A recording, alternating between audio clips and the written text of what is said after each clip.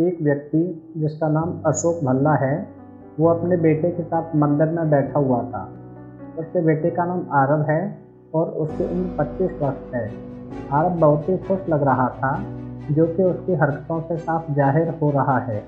उसके सवाल बहुत अजीब से लग रहे हैं, जिनकी तरफ हर किसी का ध्यान जा रहा है, खासतौर पर वहीं पास में बैठे बुजुर्ग दंपत्ति, जो चाहकर भी अपना ध्यान आरव से नहीं हटा पा रहे थे। आरव अपने पिता से कहता है, पापा ये गणेश जी ऐसे क्यों दिखते हैं? इनकी नाक ऐसी क्यों है? तब पिता बड़े ही शांत मन से खुशी के साथ अपने बेटे को भगवान गणेश की कहानी सुनाते हैं और तब आरव को गणेश जी की नाक, जिसे सूंड कहते हैं, के बारे में पता चलता है।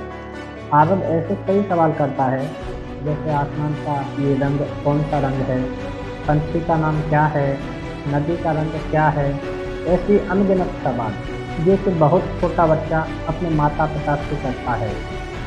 वो दंपत्ति को बहुत आश्चर्य होता है और वो दोनों आपस में बातें करने लगते हैं, जिसे देख आरव के पिता को कुछ महसूस होता है, पर वो कुछ नहीं कहते और मुस्कुराते हुए अपने बेटे के सवालों का बड़े प्यार से जवाब देने लगते हैं। दोनों बुजुर्ग दंपत्ति को बेचैनी होने लगती है और वो आरव पागल है ऐसा वहाँ बैठे सभी लोगों से कहने लगते हैं और अपनी जान पहचान में आरव की चर्चा करने लगते हैं। अगले दिन भी दंपत्ति को आरव और मिस्टर भल्ला मिलते हैं और इस बार वो दोनों आरव के पिता के पास पहुंच जाते हैं। वो उन्हें आरव को मेंटल चेकअप और ट्रीटमेंट की ज़रूरत है यह कहना चाहते हैं और बहुत ही अटक अटक कर असहजता से पूछते हैं, ये जो है क्या वो आपका बेटा है? भल्ला साहब कहते हैं, हाँ जी भाई साहब, ये मेरा बेटा है। दंपत्ति के मन में कुछ है जो भल्ला साहब को समझ में आ रहा है। तभी भल्ला साहब दंपत्ति से कहते हैं कि आप दोनों कुछ कहना चाहते हैं तो कह सकते हैं।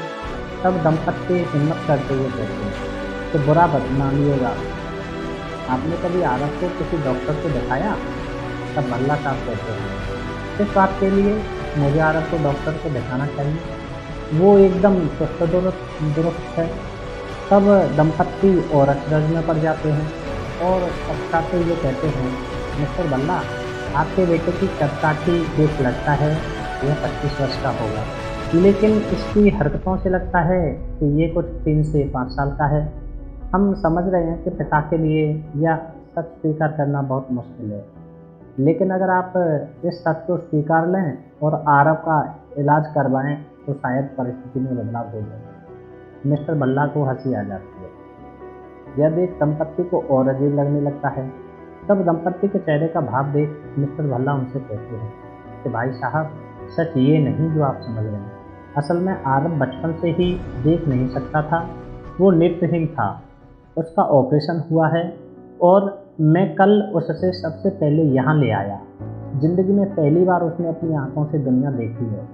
जानता समझता वो सब कुछ है, लेकिन वो वापस अपने बचपन को जी रहा है और मैं भी उसका साथ दे रहा हूँ।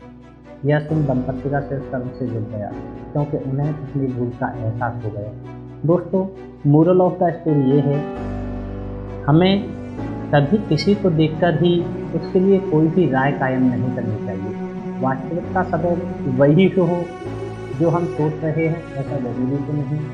दंपत्ति ने बिना कुछ सोचे समझे आरव को एक पागल लड़का करार दे दिया और कई लोगों को यह बोल भी दिया कि जब सच सामने आया तो उन्हें ही शर्मिंदगी का सामना करना पड़ा।